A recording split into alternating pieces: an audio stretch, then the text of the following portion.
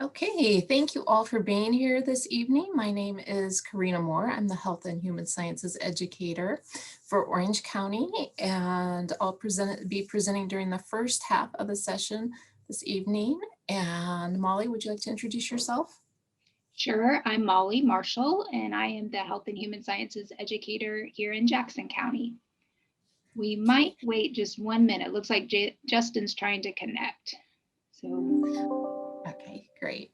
Just while we're waiting for that, we realized that we did not have you introduce yourselves last week. So if you want to, there's no pressure. And if you're able to, depending on what device you're on, if by using the chat box, if you would just like to put first what you hope to get out of the Studying with Diabetes program, as something so that gives us a little bit of feedback for what you're looking for, making sure that we're hitting on that. And since we are talking about carbs and sweeteners tonight, and are going to cover some dessert recipes, if you want to put in the chat your favorite dessert or snack that you know already is low in carbs and sugar and is one of your favorites, you could share that with everyone as well.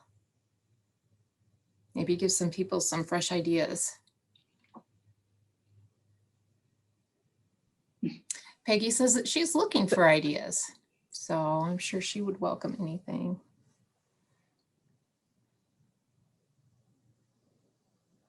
Amy's looking for sweet tooth. She's got a sweet tooth husband, so looking for recipes.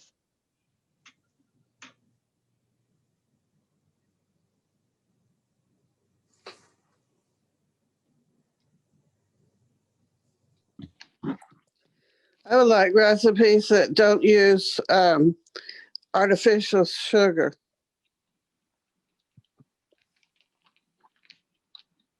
So you want a recipe then with real sugar, but a limited amount? Yes, that'd be fine. Okay. Before I continue, do we have everyone admitted okay?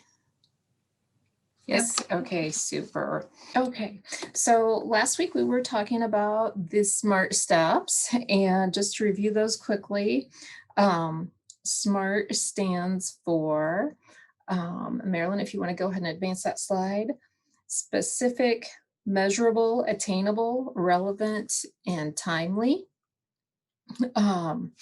So specific meaning you detail exactly what you want to do. Measurable, your goal should be something that you can measure to see if you've accomplished it or not. Attainable, don't set yourself up for failure. Make your goal something that you can actually accomplish. Relevant, meaning your goal should be related to what it is that you're trying to accomplish. And timely, the goal that you set should be time bound, meaning that you should give yourself a specific amount of time to accomplish it.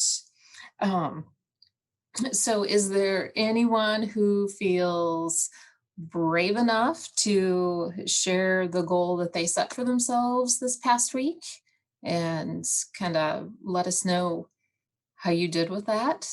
You can feel free to unmute yourself.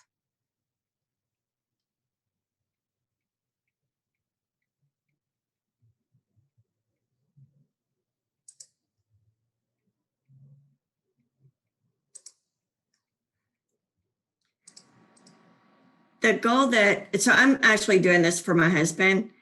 And the one thing that he had set was, he does tend to eat too much, even when he eats healthy, it's, more. So what we've started doing is, once he fixes his plate and determines how much he's going to eat, we go ahead and put everything in containers for leftovers.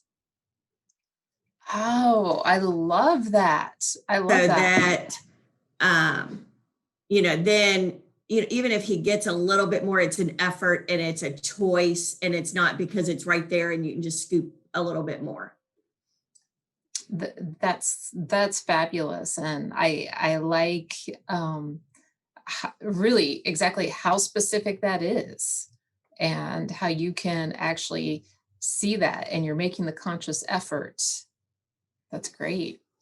Is anyone else willing to share?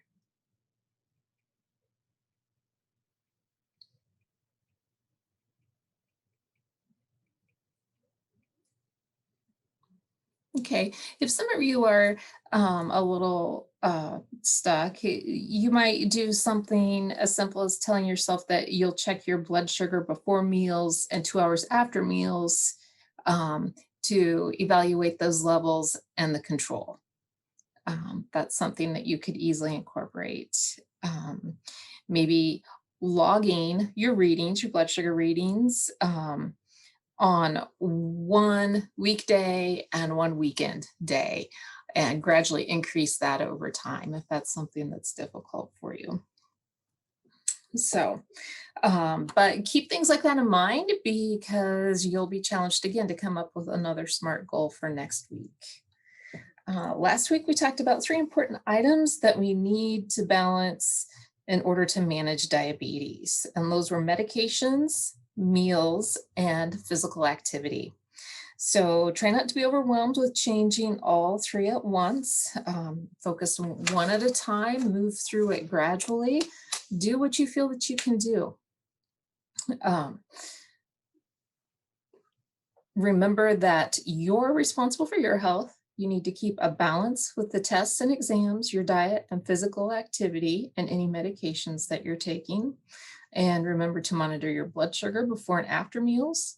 Review various tests that your doctor may use to help you, excuse me, to help with management of your diabetes, including blood pressure, microalbumin, and eGFR for kidneys and your cholesterol. Check your feet daily. Check with your healthcare team about vaccinations.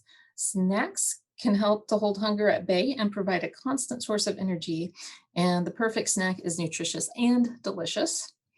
And there are many benefits associated with physical activity, including helping with weight control and improving blood glucose control. So try to get at least 30 minutes of physical activity a day.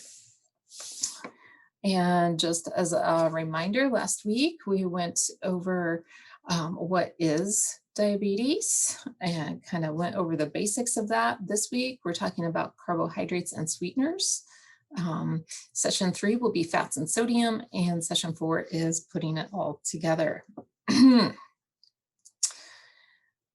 So the program goals are to increase knowledge about healthy foods, learn healthier cooking techniques, learn basic information about diabetes and nutrition and physical activity, and while we can't do taste tests doing this virtually, we are able to provide you with some recipe demonstrations, and you can try those on your own.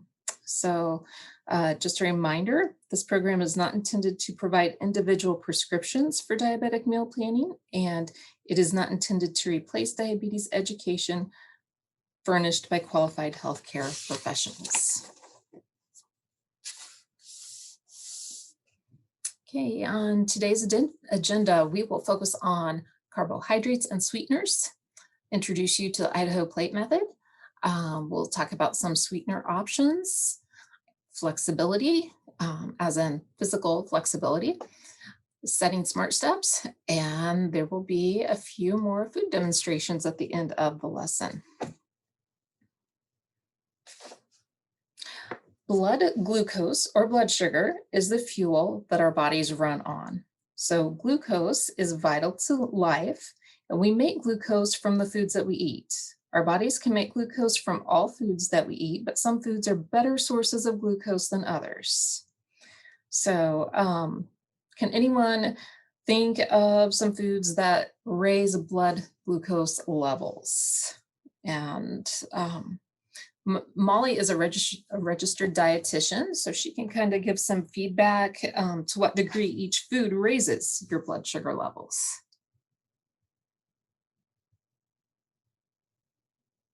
And you can either put it in the chat box or just unmute yourselves.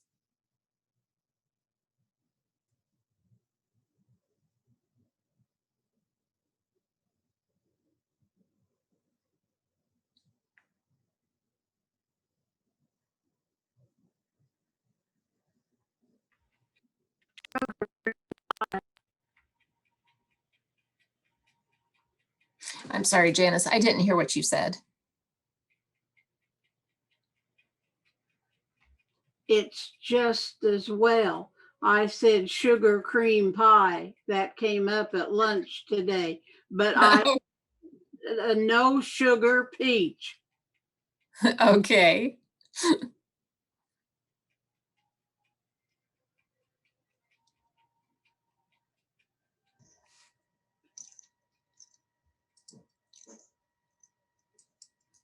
You know, we don't. Watermelon and bananas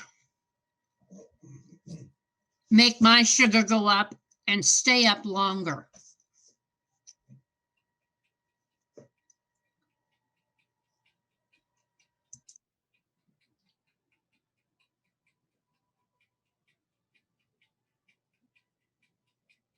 You guys are, Anyone- oh, sorry. Nope, go ahead. I was going to say, you both are correct. Those definitely fruits and any course of regular sweets, those are going to be raising your blood sugar more than some other food groups. Okay. In the chat, we've got all fruits and vegetables and starchy are the worst. Mm-hmm. Mm-hmm. Fruits and starchy veggies will raise your blood sugar more than some other vegetables, which we'll talk a little bit about. Hey, thanks for sharing, everyone. We'll go ahead and move to the next slide. So what is a carbohydrate? And often we will hear it shortened to just carb. Carbohydrate is the same thing. And I'm sure that most of you have heard this word before, and but you may not have been told what a carb is and why it's important. So carbohydrates are broken down to glucose during digestion and then absorbed into the bloodstream. When someone has diabetes, their body does not use blood glucose the way that it should. You can help your body use glucose better by having consistent amounts of carbohydrate-containing foods at regular intervals. Your healthcare team can help you determine how many servings you need per day and the timing of those servings. Remember that communication with your healthcare team is really, really important.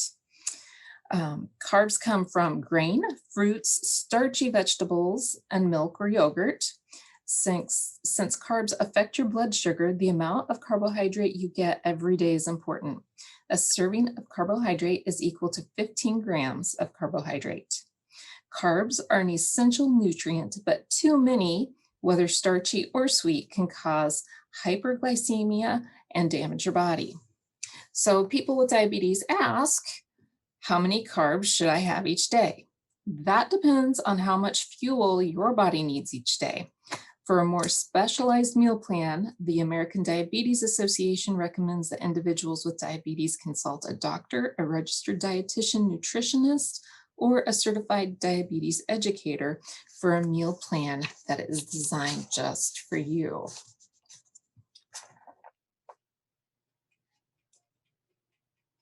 Are there any questions before I move on?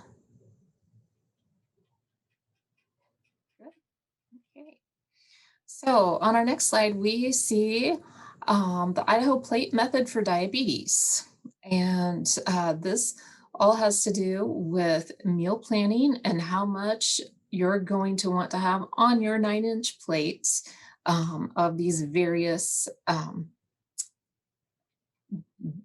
types of food. So remember, there's no one size fits all when it comes to meal planning. And some people with diabetes choose to count carbs or use the exchange method. Another way to meal plan is to use the Idaho plate method that was introduced by dietitians in, you guessed it, Idaho. So following the Idaho method can help you eat healthy, lose weight, lower cholesterol, and manage your diabetes.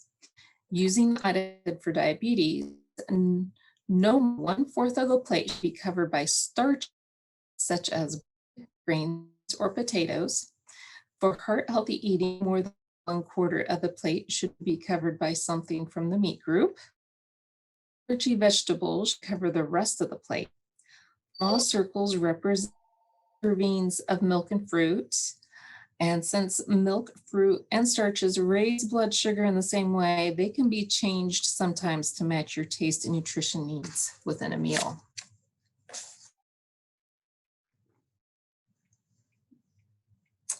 Okay, how much, isn't it?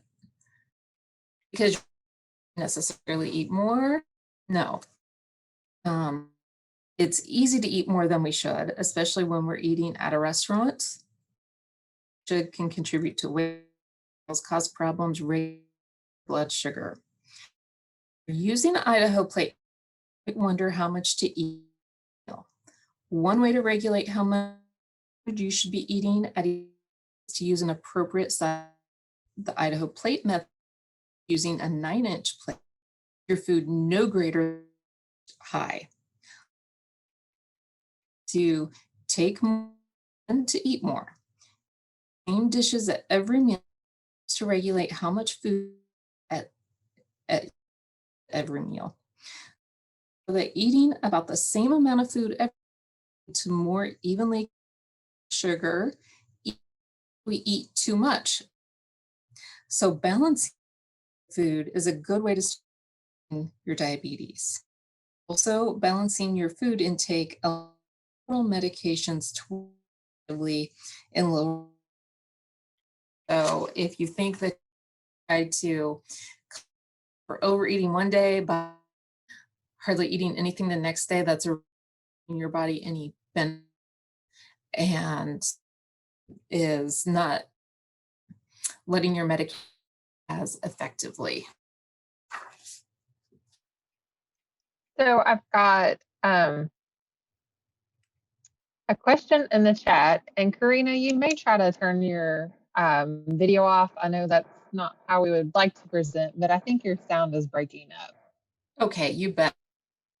And then the question I had is it okay to do intermittent fasting, like no eating after 7 p.m. and then not eating again until 10 a.m.? My suggestion is that you have a conversation about that with your healthcare provider, with your if you have one, and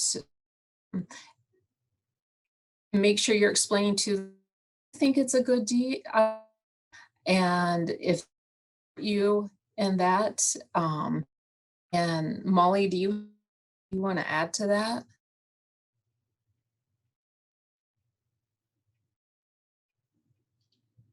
Yeah, we can't give personalized dietary advice, but definitely that would be a good question for your healthcare provider, especially with regulating meds and things.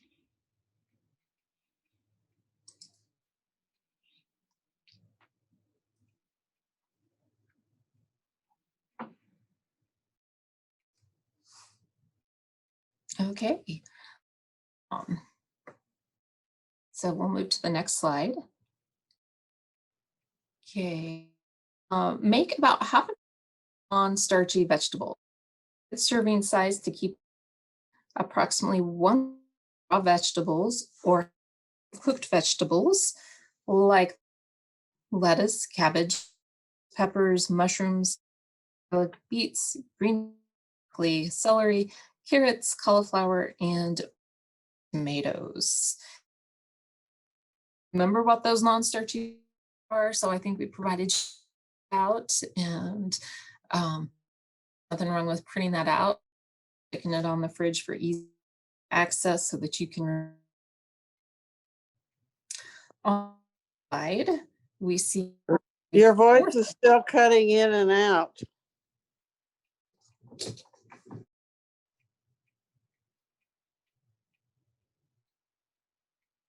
about how much are you getting?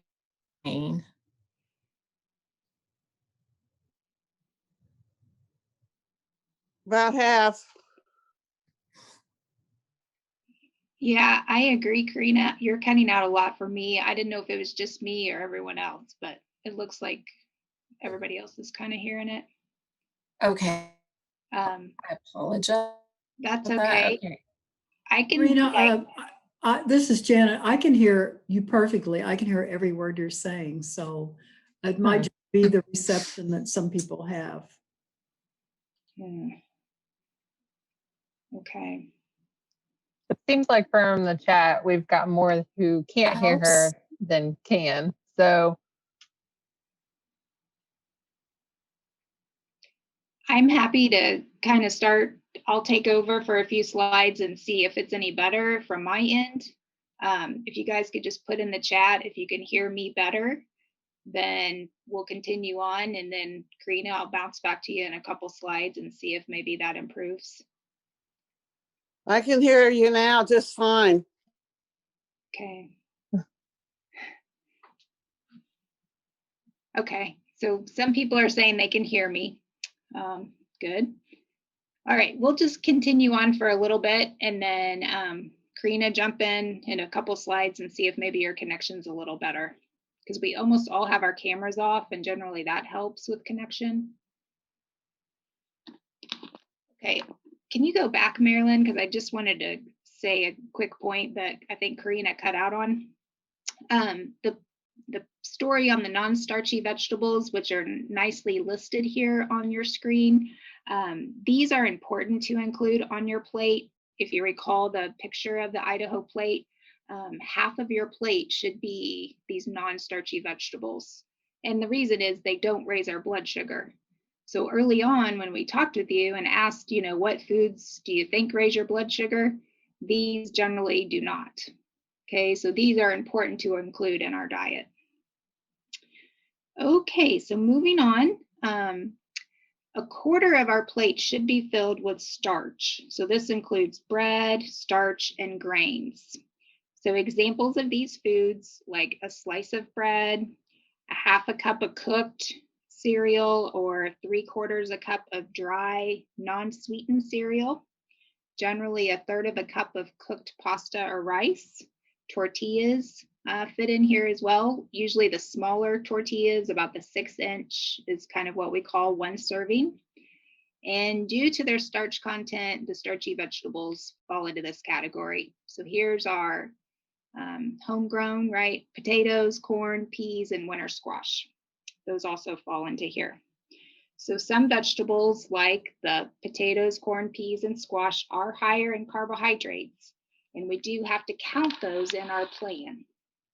And this also includes dried beans and lentils as well. Any questions on the starches or grains? And feel free to put it in the chat or unmute. How much of the starchy vegetables can we eat? As long as you're counting it as part of your carbohydrates, then whatever your meal plan is. So if you have a healthcare provider that's giving you a meal plan with so many carbohydrates per meal, then you can include those starchy vegetables. I can't give you a specific number because everyone's different. But generally speaking, if you use the plate method, it's, you know, a quarter of your plate. And yes, Missy, great question. For your grains, you always want to try to choose more of the whole grain. So that would be like whole wheat. And that includes like whole wheat pasta, whole wheat bread. You can even get whole wheat tortillas, and that's due to their fiber content. Great question. So you'll just want to look on the food label and the ingredients to see that it contains whole wheat or whole grain. And then you'll know you're getting more of the fiber.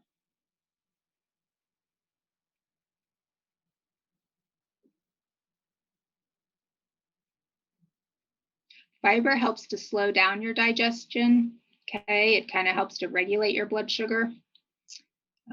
So it helps in that sense. And then also as well with just, you know, regular, keeping your bowels regularly functioning. Helps lower cholesterol. Fiber has a lot of good benefits. So it's kind of something, if you're not eating a lot of whole grain and fiber products now, you want to ease into it. Good question. Okay, we will move on to a little bit more on serving sizes. So say we don't have measuring cups available and we just need to kind of estimate, how much we should eat of these foods. So thinking back to what Karina said, try to shoot for a 9-inch plate. And I'll tell you, it's kind of hard to find 9-inch plates. I think back in the, 70s and 80s, our plates were smaller. If you go to buy new plates now, they're much larger, at least in my experience. So you can always think about even eating on a more of a salad plate size is also another way to think about it. So when you use a smaller plate, it helps control the size of your portions, okay? If you don't have a smaller plate, then you can kind of go by these guides. So for instance, you can visualize that 1/2 of a cup is the size of 1 tennis ball, or about 1 cupped hand. You see the cupped palm of an adult's hand there in that first picture. And 1/2 a cup is a good measure for cooked vegetables, fruits, and cooked cereal. So that's the equivalent of 1/2 a cup. And then 1 cup is about the size of a baseball, or about 2 cupped hands. Okay, and 1 cup is a good serving size for like those raw, non-starchy vegetables.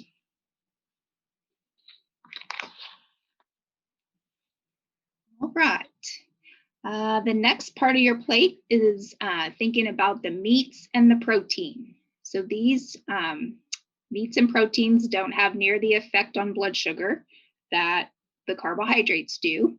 And we need this just as part of a healthy diet. So protein comes from many sources, trying to think about a lower fat option when possible. And generally 1 portion of meat, so about 1/4 of your plate, is 3 ounces of meat, fish, poultry, etc. 1 to 2 eggs, 2 tablespoons of peanut butter, 1/3 of a cup of nuts, or 1.5 ounces of cheese.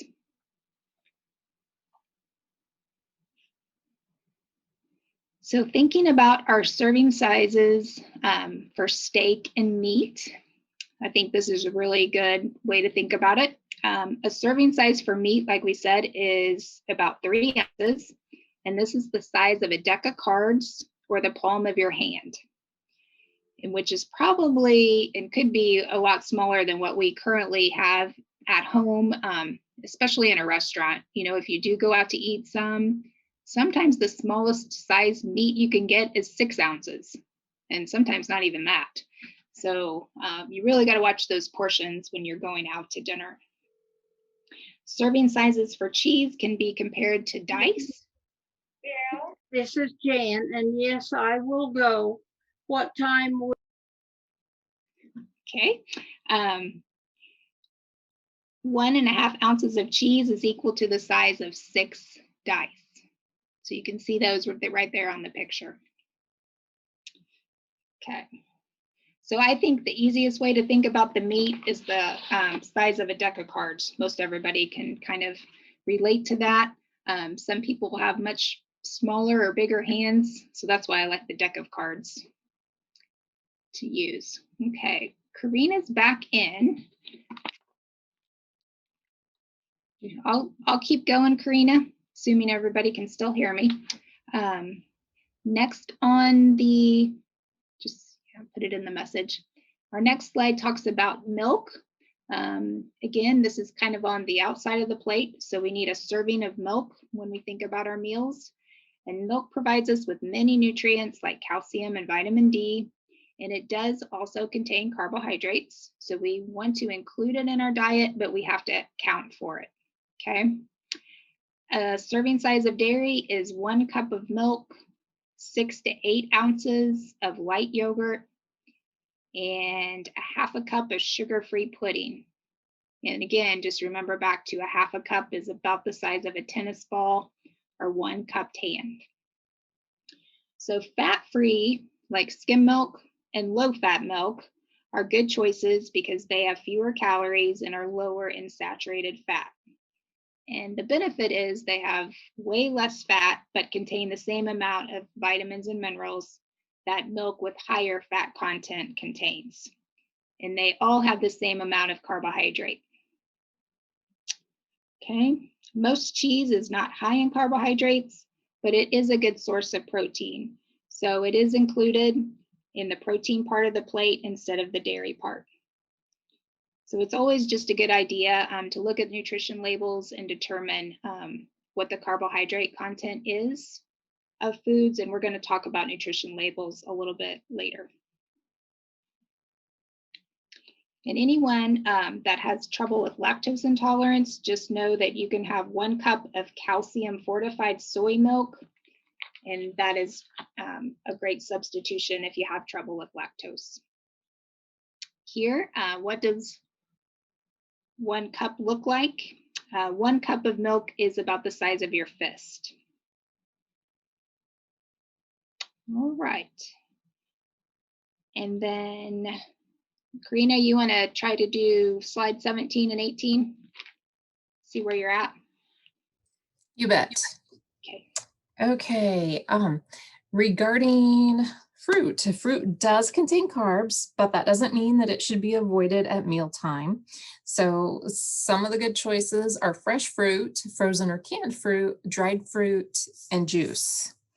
Fresh fruit provides fiber as well as vitamins and minerals. An appropriate size of a small fruit would be about the size of a tennis ball. Canned fruit and frozen fruits can also be good choices. When using canned fruit, light packed and juice packed are the best choices. Frozen fruit should be just the fruit, no extra syrup or sugar needed. A half a cup of canned or frozen fruit is appropriate. And remember, that's about the size of a tennis ball or 1 cup tan. Dried fruits and juice will not fill you up like fresh or canned and frozen fruits, so these options should be chosen less often. A half a cup of juice or 2 tablespoons of dried fruits is an appropriate serving size. Is everyone being able to hear me okay? Yes. Great. Okay.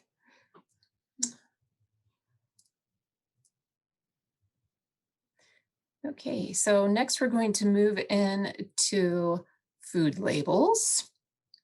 And if you are carbohydrate counting as a meal planning method, or if you just want to know how many carbs are in your food, you need to be able to read the nutrition label. So this is a picture of the nutrition label found on almost all packaged foods sold in this country. We'll look at the portion of the label that tells how much total carbohydrate is in the food in order to decide how much it might raise your blood glucose. The total carbohydrate is the sum of the fiber, sugar, and starch in the food. However, only sugar and starch break down to glucose and can affect blood glucose. So a serving of this macaroni and cheese has 31 grams of total carbohydrate and does not have any fiber. It has 5 grams of sugar, so the other 26 grams are starch. Be sure to look at total carbohydrate and not just at sugars to see if a food will raise your blood sugar.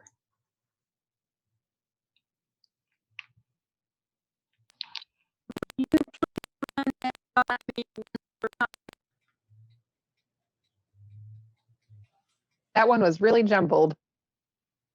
Oh,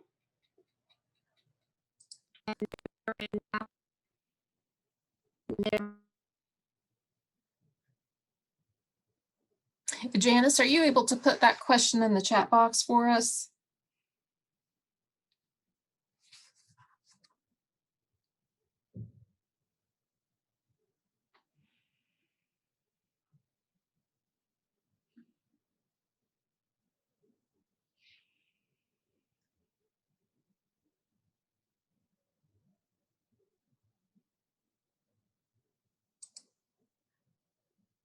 Okay, I see that Missy has asked, I have been told that you can subtract dietary fiber from total carbs. Is that true?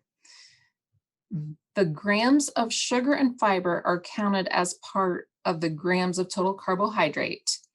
So if a food has 5 grams or more fiber in a serving, subtract the fiber grams from the total grams of carbohydrate for a more accurate estimate of the carbohydrate content. And an explanation beyond that, I am not able to give because it begins to get too technical, but Molly is a registered dietitian, so she may be able to add to that. That's perfect, Karina. So that has to be at least 5 grams before you can subtract from the total carbohydrate. Okay, Molly, did you want to go ahead and start with slide 19? Yep. Okay, great. Okay, so if you've been reading food labels for a while, then you may have noticed that we now have a new food label, and that's what's on your screen currently. Okay, the new food label also includes a column that says added sugars. So if you can find the total carbohydrate, so for this food, you see it's 37 grams. Right underneath that, it says dietary fiber 4 grams. So it's not the 5 grams, so we would not be able to subtract it. Underneath that is total sugars. So of the 37 grams, 12 gram is total sugars. And it also includes 10 grams of added sugars. So why they did this is just to inform the consumer so we understand how much sugar has been added to the product. And I think kind of a good reference point is a lot of times, foods are processed, and in the processing, sugar gets added, salt gets added, sometimes fat's taken out. So then you have to add sugar and salt to make it taste better. So this is kind of just like for your information, it does include added sugar.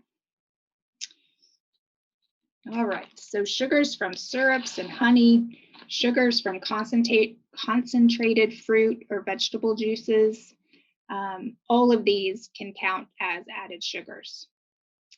So just be aware that it's great that they include this information now, because then you can see, how much of it has been processed and added sugar to. So the FDA does recognize that added sugars can be part of a healthy dietary pattern, but if we consume too much, then it becomes challenging to eat foods with enough fiber and the essential vitamins and minerals, and also while staying in the appropriate calorie limits. So the updates to the label just kind of increase consumer awareness about the added sugars in foods.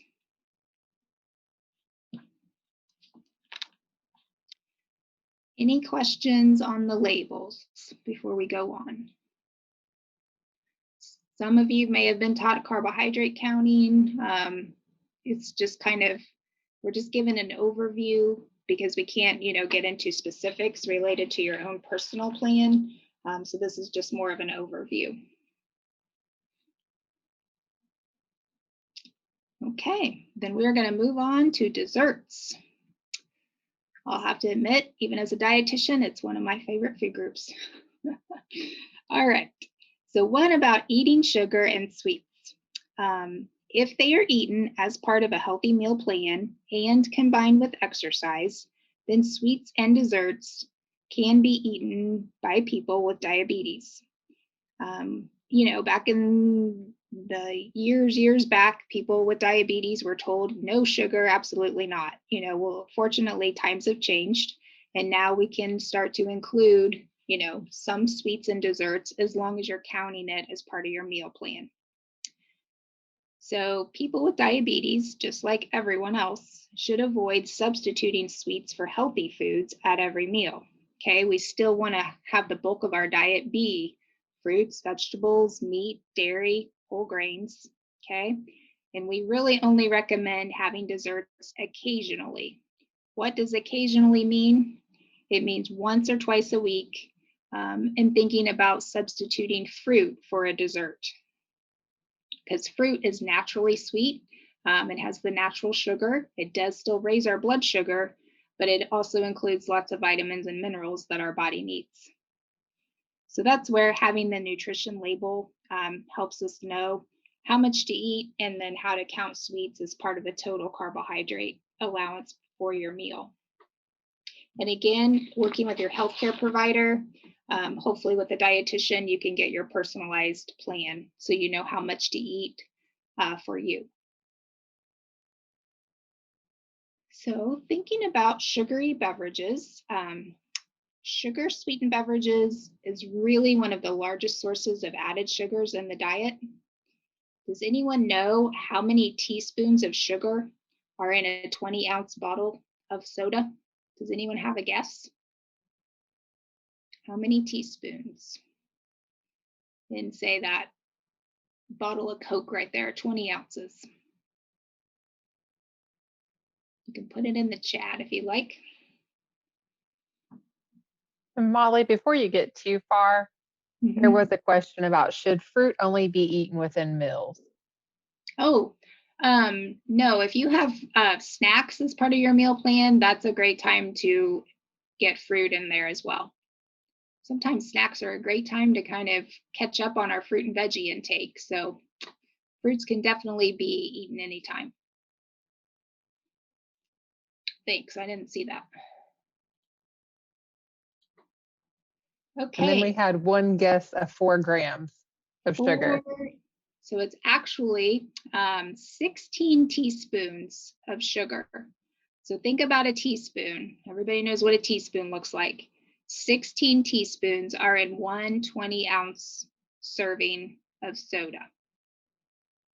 Okay, so that you would never sit down and eat 16 teaspoons of sugar, I hope. But that's what you get when you drink regular sugary drinks. And examples of this, of course, regular soda or pop, sweet tea, sports drinks, even some juice drinks have a lot of added sugar.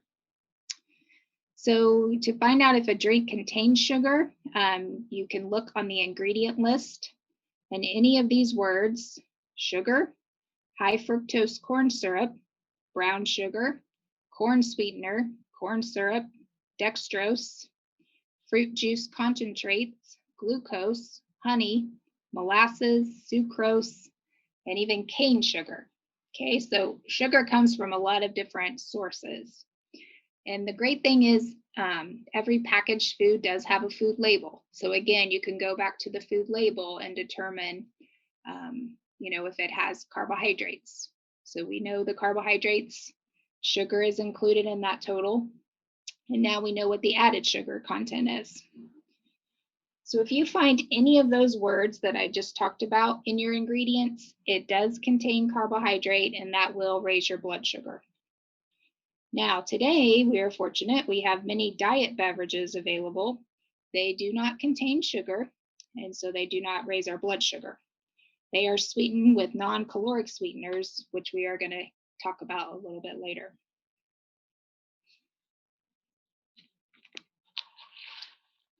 Okay, so thinking about sugar in our meal plan, it can be used in moderation. The total carbohydrate content is what is important in the overall blood sugar levels. So just remember that food groups, including all your food groups, and the overall nutrient content of food choices. So that little piece of birthday cake, sweets and desserts can't be the bulk of your diet, but just a small portion. And most foods that have sugar can also have high levels of fat, which gives us more calories and can lead to weight gain. Okay, so normally, if we were meeting in person, we would have a little demonstration about kind of the difference between sweeteners and sugar. But I am going to kind of go through what sugar provides in recipes versus artificial sweeteners. So traditional recipes that we would use for desserts and make at home probably contain large amounts of sugar. Not only does sugar make it sweet, this recipe, but it also helps the recipe to be tender and moist. It makes a golden brown color when you make desserts and breads. Sometimes sugar helps to increase the volume of a recipe, like in cakes and cookies. And so because sugar really does a lot of different things in recipes, if you take sugar out entirely, you could get a cake that's tough, flat, and dry, as well as maybe gray in color. So not real appetizing. And you compare that with artificial sweeteners, they don't give you any of those properties. They only give you a sweet taste. So you can never substitute, 1 cup of sugar with 1 cup of a sweetener, because your recipe will not come out the way you would expect it. It will be sweet, but all those other properties, probably won't happen. So some recipes do better than others with sugar substitutes, and those include beverages, frozen desserts, pie fillings, gelatins, puddings, and sauces. Things like cakes, cookies, and meringues, they depend on a very large amount of sugar for more of their finished properties. And generally speaking, you should not replace more than a half a cup of the total amount of sugar with an artificial sweetener in these recipes. So cakes, cookies, and meringues, you really got to keep the majority of the sugar in there. The good news is we have some recipes that we're going to show you guys and talk about that you can try at home. So sweeteners can be divided into 2 categories. Some that have calories and contain sugar, and then sweeteners with no calories. We call those non-caloric sweeteners. Okay, so there's 2 different kinds of categories. So you can see sugar goes in the one with calories, and then the non-caloric, those are your sweeteners. Some sweeteners may have a few calories, but it's so small we don't really count it. All right, so sweeteners can either be sugars, and this is an easy way to remember it. Sugars usually end with the letters OSE. So sucrose, fructose, and lactose. Okay, sucrose is your table sugar, fruit sugar is fructose, and milk sugar is lactose. They have the same amount of calories and very similar effects on blood sugar levels. So that's why some of you have already talked about, you see, an increase in blood sugar, maybe the same as when you eat a little piece of cake and a banana, okay, because they both have similar effects on your blood sugar. Of course, you're getting more nutrients from the banana, but they do both raise your blood sugar in the same way. Now you compare that to artificial sugar alcohols, and these are found in items like sugar-free candies, mints, gum, toothpaste, and ice cream. And these contain words like sorbitol, mannitol, xylitol. Kind of sounds like you're in chemistry lab. Maltitol, right? Lots of big long words. Isomalt. Those are all your sugar alcohols. And these are, not all of them, but some of the most common ones. And how do you know that these are in your foods? These will be in the ingredient list on the food label. Okay, some other sweeteners that we have, honey, agave nectar, they've become very popular in recent times. According to the American Diabetes Association, these sweeteners all have a similar effect on your blood glucose. So they affect it the same way that sugar does. So it's not to say that if you just use honey that your blood sugar is not going to go up. No, that's not true. Your blood sugar will still increase. All of these sweeteners provide carbohydrates in the form of simple sugars. So they are digested very quickly, and they do raise our blood glucose. Honey, agave nectar, and maple syrup have all about the same amount of calories and carbohydrates per serving as regular white sugar. So again, you just want to use these sparingly, okay? Just like white table sugar, you would want to use these, as long as you're counting for them in your meal plan, you can use them, but it's still, you want to use it sparingly. Just like you do with regular sugar. Any questions on just the sweeteners so far? Because I know sweeteners. Let's see the chat. Okay.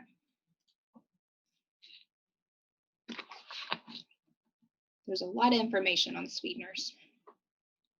So compared to regular sugar, the sugar alcohols, so those are back those big words from the chemistry lab.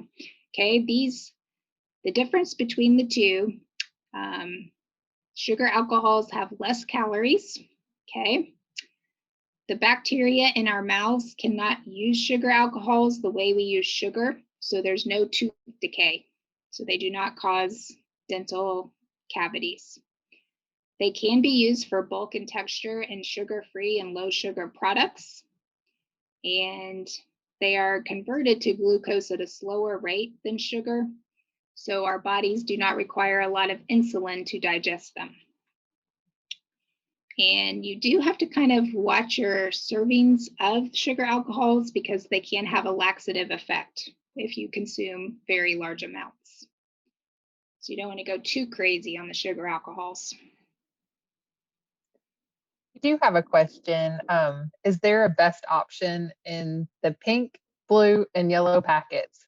So I guess like sweet and low. It is yeah, we are going to talk a little bit about actually each one of those here on our next slides. It's a personal preference. They've all been approved. They've all been, shown to be safe for human consumption. So it really is just a personal preference and what flavor you prefer.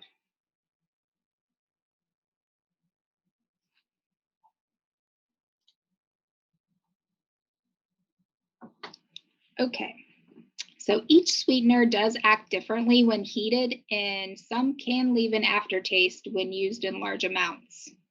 There is a handout in your notebook that's called Substituting Artificial Sweeteners for Sugar. So if you guys want to go to that handout, I'll try to find it myself. This is a really good reference.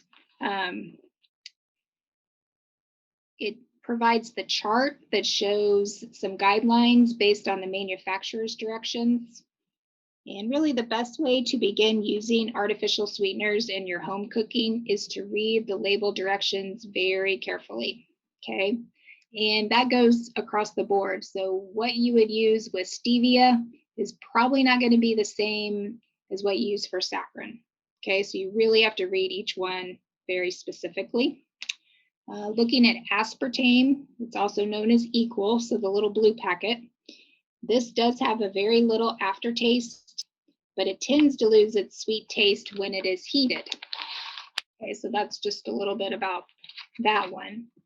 Saccharin, which is known as sweet and low, so the pink packet, is very stable in baking, but it can have a noticeable aftertaste when you use it in large quantities. Sucralose, which is known as Splenda, is made from sugar with certain chemical changes. I think this is the one that to me tastes the most like sugar, and it is stable when heated. Okay, stevia is one of the newest non-caloric sweeteners.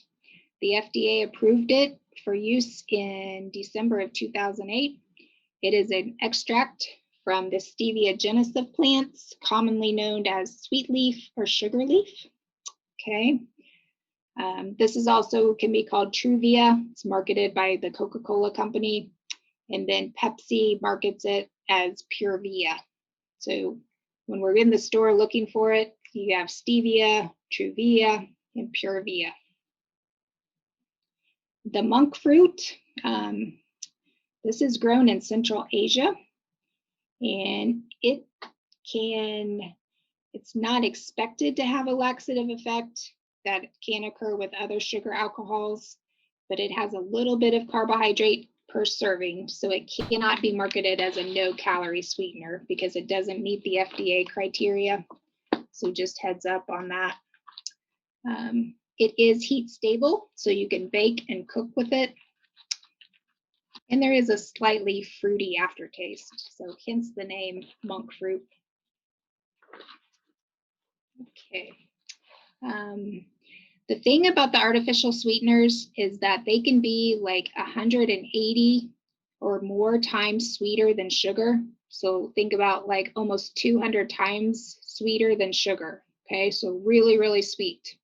So they need to be used in very small amounts and increased gradually to avoid an overly sweet taste or the aftertaste that can come with some of these. So think about when you're cooking a recipe, and if you add too much salt, you can't take that salt out. It's the same with the artificial sweeteners. So thinking about using these non-caloric sweeteners in cooking, they don't work as well in cookies and cakes because, again, we have those properties that sugar gives us that the sweeteners don't. So if you use artificial sweeteners, oftentimes cookies and cakes will come out flatter and tougher. So for baked goods, do not replace more than 1/2 cup of sugar with an artificial sweetener. Spices like cinnamon and vanilla, they can help mask an aftertaste, and they can make food sweeter with using less sweeteners. And that's kind of what I like to do. I like to use more like the cinnamons and vanillas to give it the sweet flavor, to cut back on the sugar. All right. Any questions on those sweeteners? I want to make sure, do you guys have those handouts? Should be the one about substituting artificial sweeteners for sugar. So it's a little graph, has a table with all the different sweeteners listed out, gives you examples, shows you what sugar, the amounts for sugar, and then how much to use for each of the sweeteners. So if you're looking to make substitutions, this is a really nice guide. And then the handout that I really like is ways to sweeten without table sugar.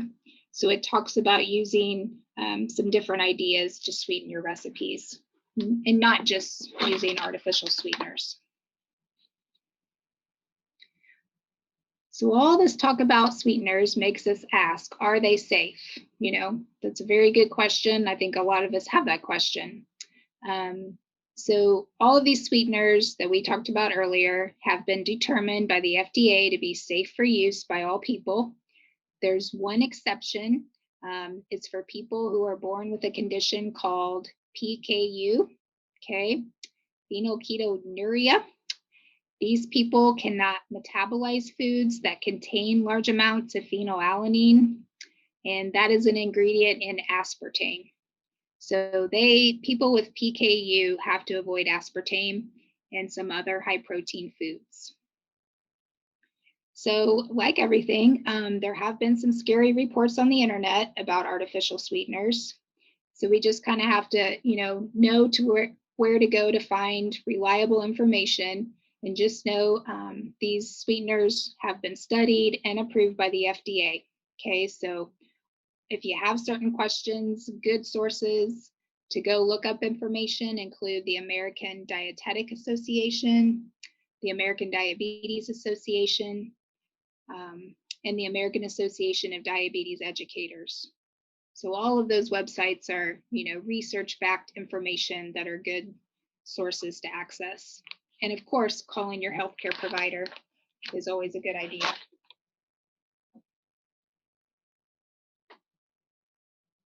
All right, any questions before we move on to some other alternatives?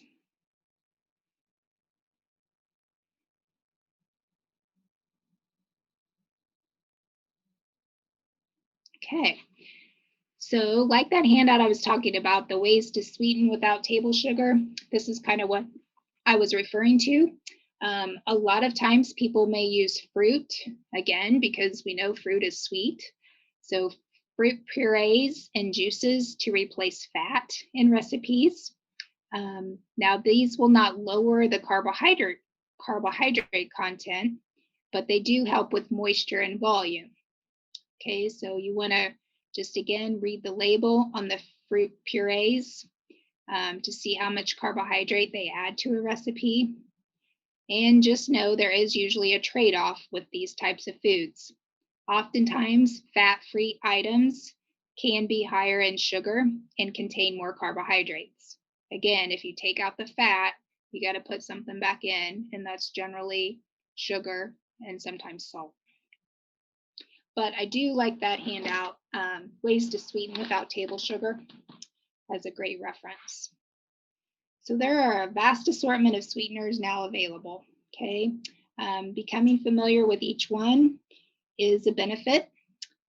Some are more heat stable than others, some are sweeter than others, and some work better in recipes with certain products.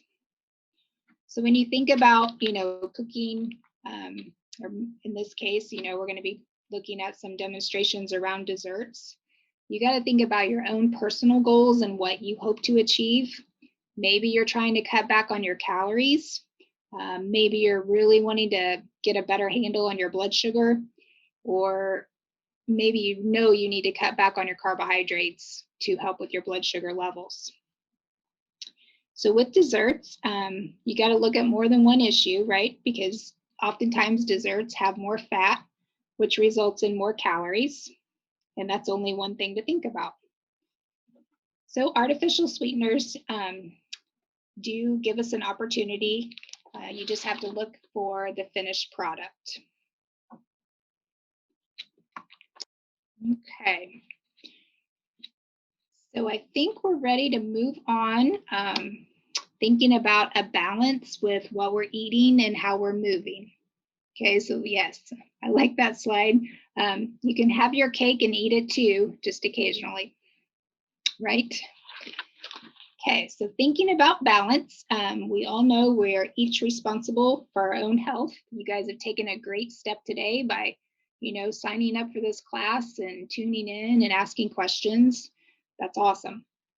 So keeping a balance with monitoring your blood sugar, seeking advice from your healthcare provider, watching your diet, incorporating physical activity, and keeping a good watch on the medicines that you're taking. All of that is super important around diabetes management. So managing your diabetes effectively does include physical activity. And I don't know if anyone set a SMART goal around physical activity last time, but this class, we do have a handout called Be an Active Adult, and you should have that in your packet. What I like about this, if you're looking for ways to increase your physical activity, this handout from the USDA gives lots of great tips on how to be an active adult. Looking for it in my folder here. Hopefully, yes. It does have a picture of Choose My Plate at the top right-hand corner. So if you see Be Active Adults, there's 10 tips to help adults include physical activity into your lifestyle. If you're currently not doing any physical activity, then this might be a time to start thinking about, starting, just a little bit of activity.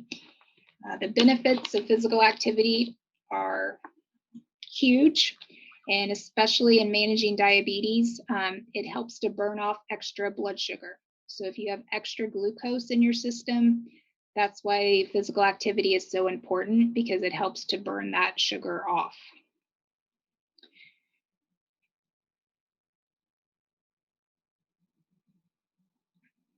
Okay, the next handout that we want to focus on is in your packet. It is called Healthy Exercises for Everybody. If we were in person, we could stand up and do a little bit of physical activity. And if you want to stand up at home, feel free.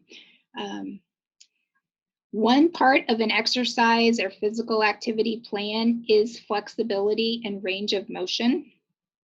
These kinds of exercises include stretching. If you could, yeah, here we go. Thanks, Marilyn.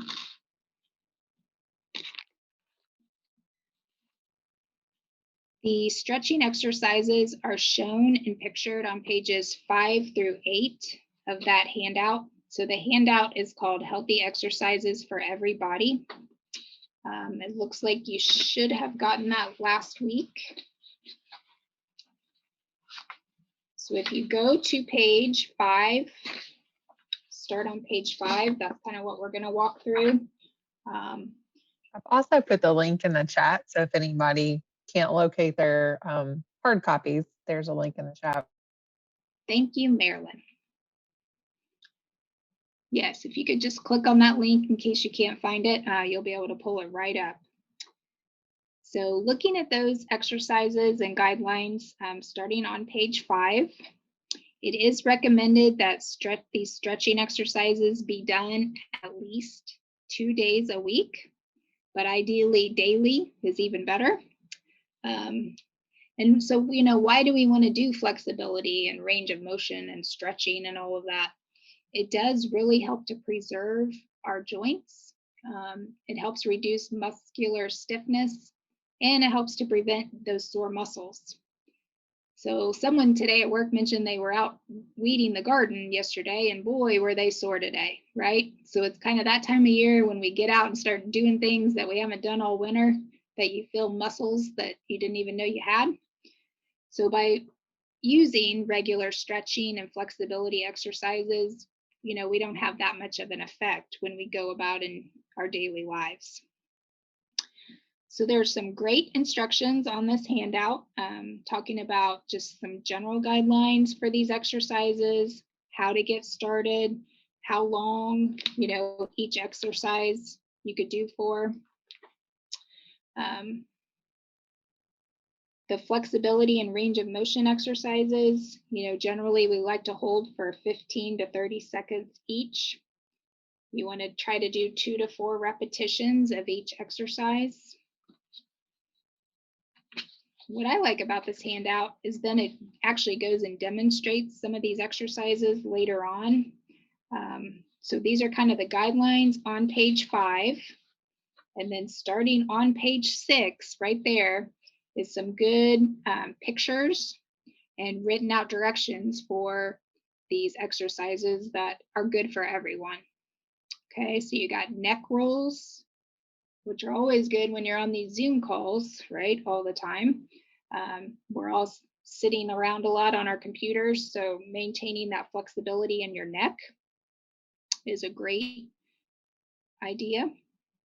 Shoulder shrugs, that too is just basically put your hands on your hips, roll your shoulders in circles, okay? Go toward the front at first.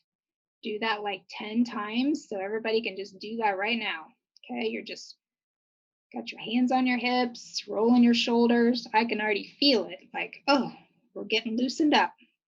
And then from the same starting position, after you've done that 10 times, you're going to go in reverse with your shoulders, okay? It's a little bit harder when you go in reverse because maybe we don't do that as often. And try to do that 10 times. And if 10 times is too much, start with 3 or 4. That's fine. The key is to just start moving. And if you're already pretty active, then just continue and build upon that. Arm circles are another great exercise that really can build some little bit of muscle tone so they don't flap around, right? We're getting ready to get into tank top season. We have some low back stretches for flexibility. There's a groin stretch, a trunk rotation, that's really good for your back. The quadricep stretch, you can do that a variety of different ways. You can lay down on your side and stretch your quadricep. You can stand up and hold on to like a wall or a stationary chair or table and do that stretch. Again, just remember it's really important to hold each stretch for 15 to 30 seconds.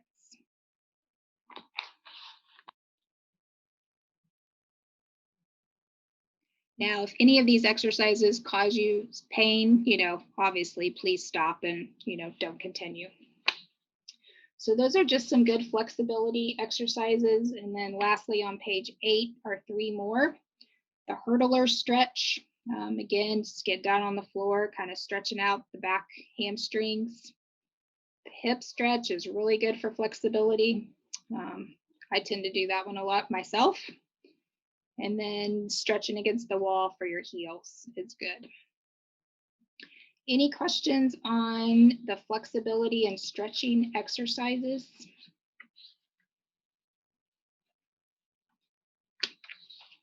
So in a little bit, we're going to ask you to set a goal. So thinking about, not only your diet, but also your exercise. That could be a way to write a SMART goal, is to include some physical activity. So controlling your diabetes is a balance, just like we talked about. It's your lifestyle choices and guidance from your health professional. You are in charge of your diabetes. So the techniques for healthy food preparation hopefully will help you be better prepared to help control your diabetes. So next, we want to think about writing that SMART step before we get to our fun videos. So thinking about what we learned today and maybe what you learned last week as well, we hope to be building upon the education every week. So thinking about what you're able to do between now and next week. What is one thing that you can change to take better control of your diabetes?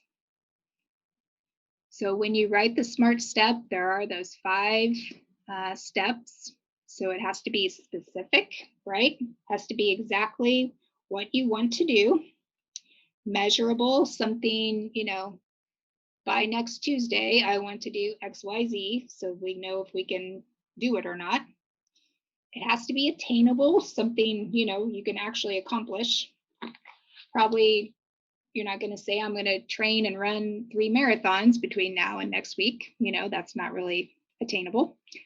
Relevant, related to what you're trying to accomplish, and timely.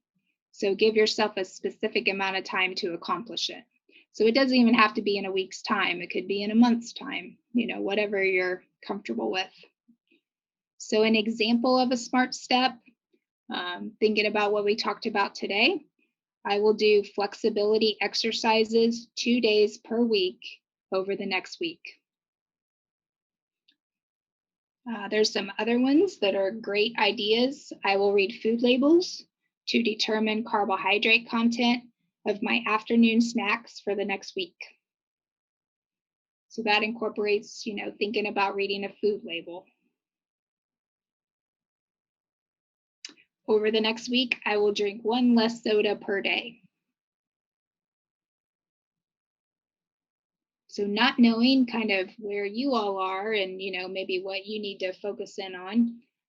If you'd be willing to share one thing that you would like to work on between now and next week, we can think about making it a SMART goal.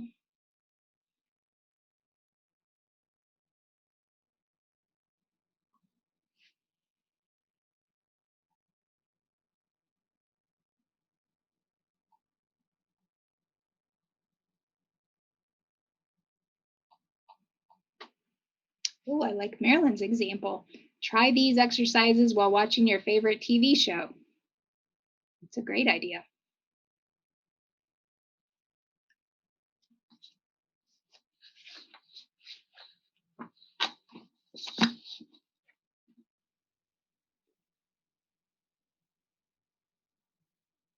This is a good one. I'm going to plan to write down my snacks and not veer from them. I've already do some flex work while watching TV, but I will make it more regular. And I will will work or walk the dog. Sorry. Walk the dog, work back up to walking the dog a 1.5 miles a day.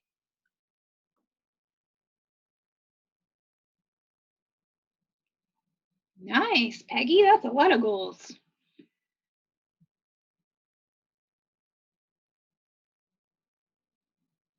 So do you want to take one of those and make a real specific sentence for it? I feel like your dog walking one is really good. But you got to work back up to it, right? Because you've been a little under the weather. So think about how you're going to do that. Maybe it's you're going to walk, half a mile each day and then work up to 1 mile. Or try, if you want to set a goal to walk 5 days a week, you know, whatever, wherever you're at, you know, make it into a goal.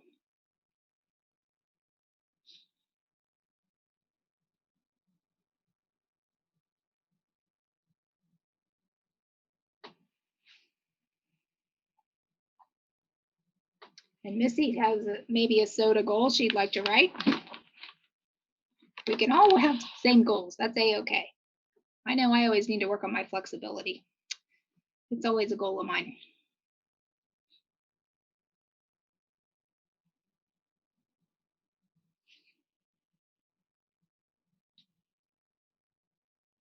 So I do encourage you to write down a SMART goal for next week, and then you'll be given a chance to share and maybe talk about your progress. And it's a-okay if you know, don't meet it.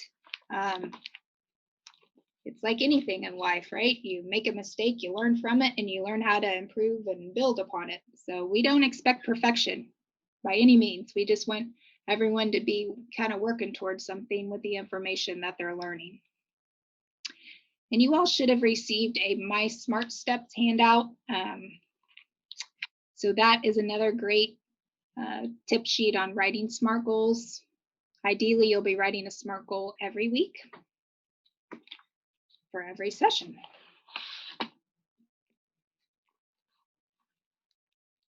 Do we have any final thoughts or questions before we kind of switch over to our food demos?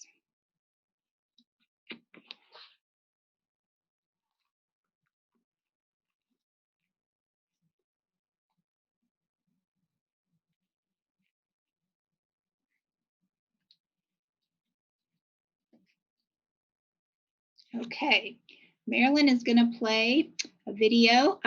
It's on the easy fruit dip. So you all should have that recipe in your binder. This is a fruit dip that obviously can be eaten with fruit. It does not contain, you know, added sweeteners. So I know some people were looking for recipes without sweeteners. So this fruit dip could be one of them. Okay.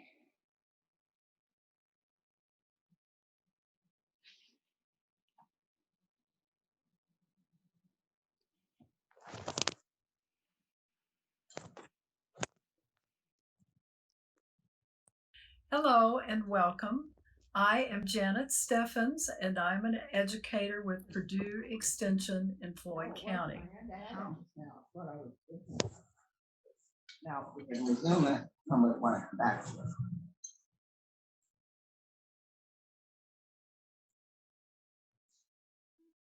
And today we are demonstrating some dessert recipes Can you from all the hear that? Dining with Diabetes curriculum. So welcome to the program. When you prepare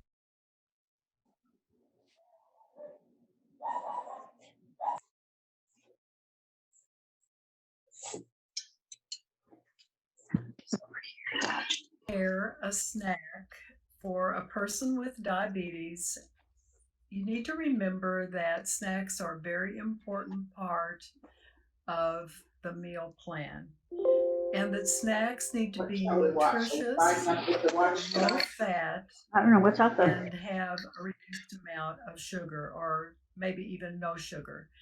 Also, snacks should include fruits, vegetables, and whole grains, and sometimes some protein. So the recipe that I'm demonstrating today is called Easy Fruit Dip. This is one that you can use to serve over fresh fruit, or you can use it for topping any low sugar dessert. It's one that keeps well in the refrigerator.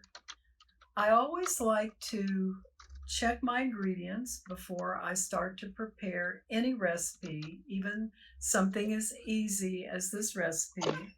So for this recipe, we need a 1/4 cup of sugar-free strawberry jam, We're starting with 1/4 cup of strawberry jam, no sugar added.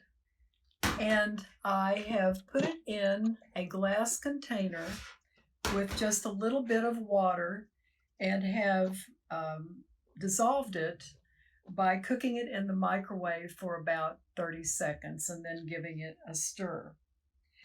The other thing that we're going to use is plain low-fat or non-fat yogurt, 2 containers of that, and 1/4 teaspoon of cinnamon. Today, I'm going to show you how a serving will look served over fresh fruit. So I'm going to put the yogurt in a bowl. And you can see in this clear bowl, and let me put my glove on here. So I'm emptying both containers of yogurt into the bowl. We want to make sure we get all of the yogurt out of the container. Scraper comes in handy for that.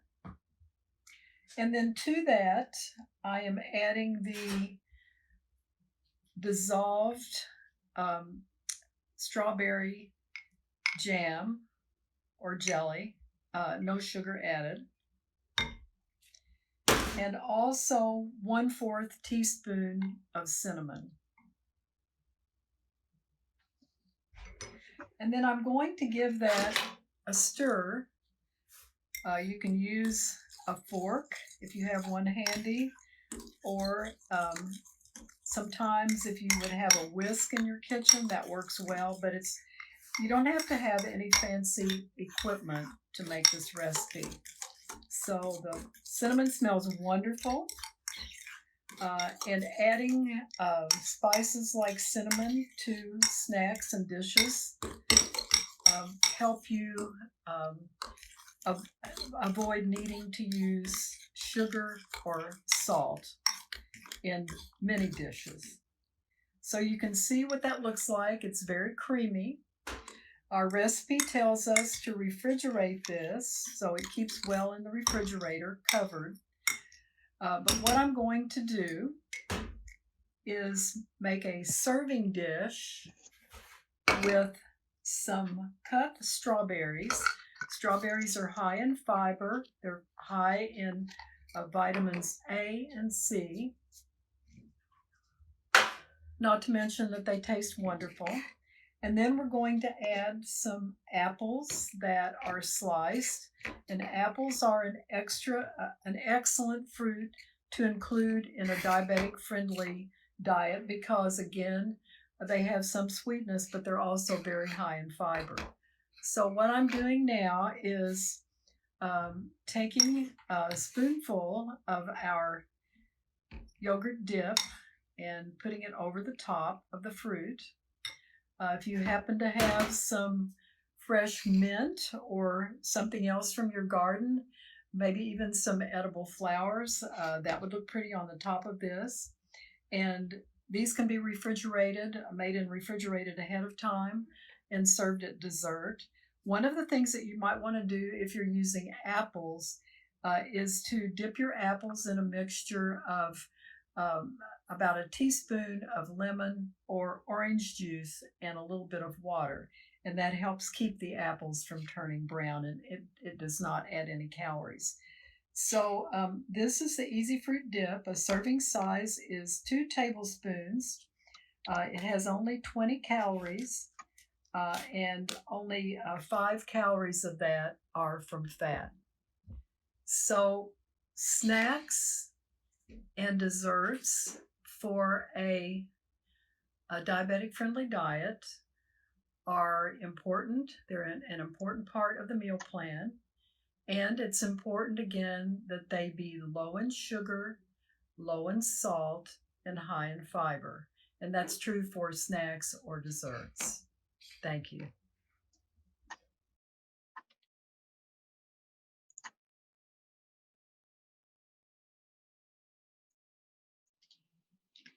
Thank you, Janet. Janet is our educator in Floyd County. Does anyone have any questions or comments on the easy fruit dip recipe?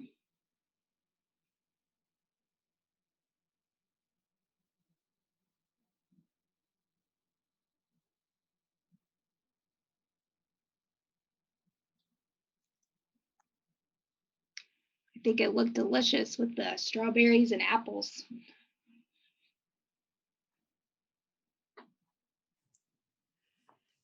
Okay, well, if you think of a question, you can always put it in the chat.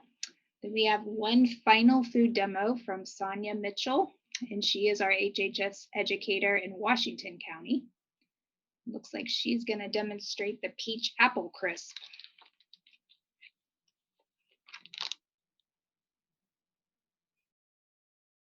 Hi, this is Sonia Mitchell with Purdue Extension in Washington County. Today we're going to demonstrate a video on making a dessert. This is part of our Lesson 2 Dining with Diabetes series. The dessert we're going to feature now is peach apple crisp. You may have seen my colleague just demonstrate a dessert prior to this, Janet Steffen, so be sure to watch her dessert video as well.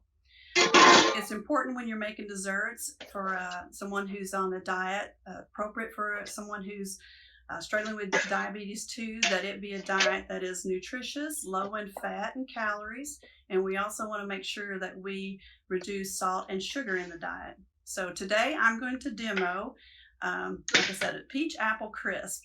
I've already prepared a number of the ingredients, but if you'll stay with me, we'll start putting it together and talk about some aspects of the recipe. So what we're going to start with, we're going to preheat our oven to 350. We've got the oven going over here to my left. And then we've greased a casserole pan. Got that prepared. And now we're going to combine a can of peaches. You typically use a 20-ounce can. I had to buy 2 of these and kind of estimate the 20 ounces needed for the peaches.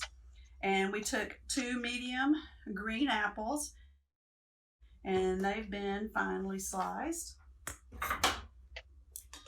And by the way, this recipe is in the packet of material that you will receive as part of our Dining with Diabetes program.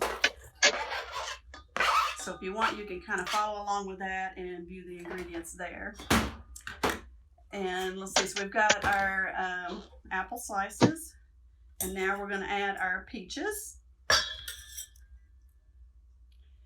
And then we're also going to add some cinnamon into this mixture. Sprinkle that in there. And then also adding a touch of vanilla. I'm going to put that in there. And then we will toss this all together. Mix it thoroughly.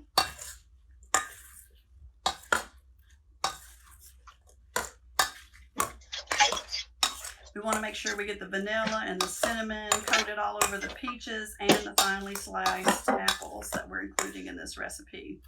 So you have some nice fruit in here. We did make sure that you use peaches packed in light syrup to reduce the sugar content.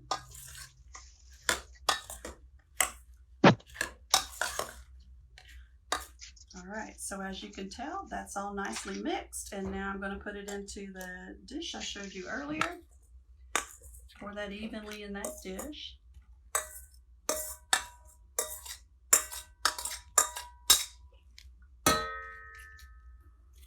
Kind of noisy this morning, clanging around in here with these dishes.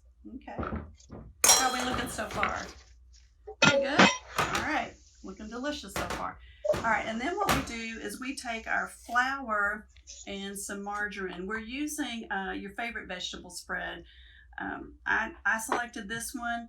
If you use the soft vegetable spread, it's got lower fat, lower saturated fat, and that's what we're looking for. That's why we chose the soft spread. And you want to put that with the flour and use your knife to kind of cut it in to the flour. And you want to keep working it until you get the flour and the butter well mixed enough that it kind of resembles coarse cornmeal. So I have that mixed in here, and we're going to sprinkle it over the top of our mixture here. of peaches and apples. Yeah. I'm going to use my knife to help even it out a little bit more.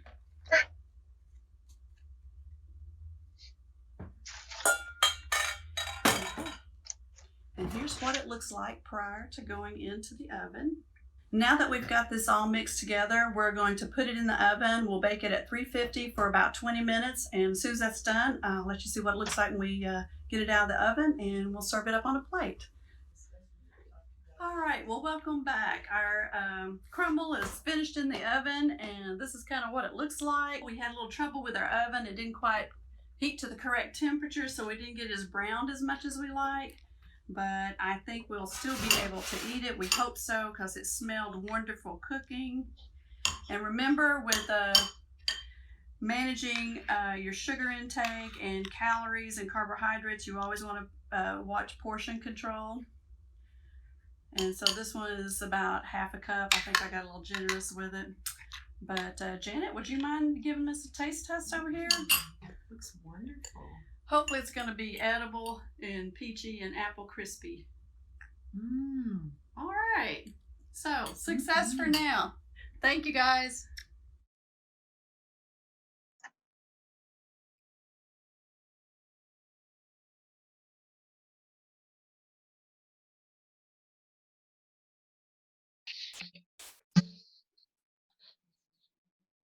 Great. Thank you, Sonia. That was another excellent food demonstration. I don't know about you guys, but I'm hungry.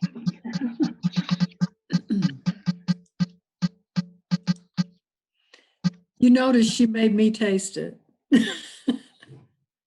How was it, Janet? It was very good, actually. Yeah.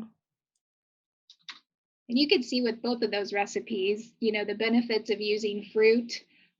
You know, fruit has that natural sweetness that we get from the sugar in the fruit. And then, you know, that gives you a great, you know, sweet sensation when you're looking for that in a dessert. And then you're also getting the benefits of fiber since you have the fruit in there as well. And both of those recipes did have cinnamon. And yes, Lori, there has been some research to show that cinnamon can help reduce blood sugar levels. So that's another great reason to, you know, add it to some of your recipes. Not only as a sweetener, but due to those other benefits. Well, that about wraps it up for our class tonight. We will look forward to seeing you all next week. And if we have any final thoughts or questions, otherwise we will plan on session 3 next week. Molly, just a couple of one housekeeping thing. We take attendance every class so that if somebody's missing, we can contact them. And some people's full names are showing up and some are not. And I just wanted to ask, Peggy, do you mind telling me what your last name is?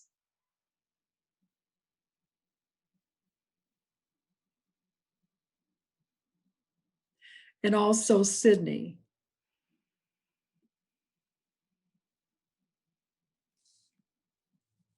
You can put it in the chat box if you want to.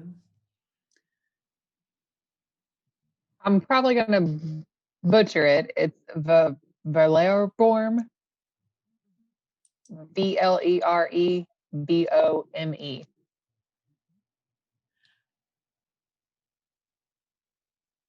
Okay, is it in the chat box? Is that what you're? And then the other question is, we have somebody who called in on an iPhone, and that's just fine, but I would like to get the name of that person so I can give them credit for attending the class. So if that person can either say their name or let us know so that we can mark their attendance, that would be great. Thank you.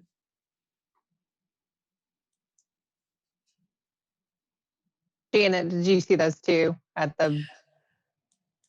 Oh, yes, yes. The chat. Okay.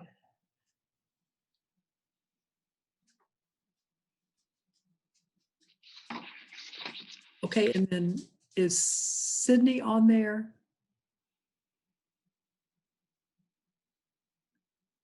think she's already off. Okay, okay, that's fine. And then do we know who is calling in on the phone? I think they're off too. Okay, all right, that's fine. Just thank you for helping with that. Sure.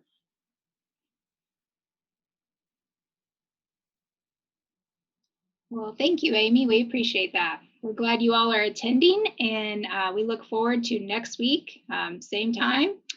And session 3 will be on fats and sodium, and we will be cooking main dishes to demo. So that'll be fun.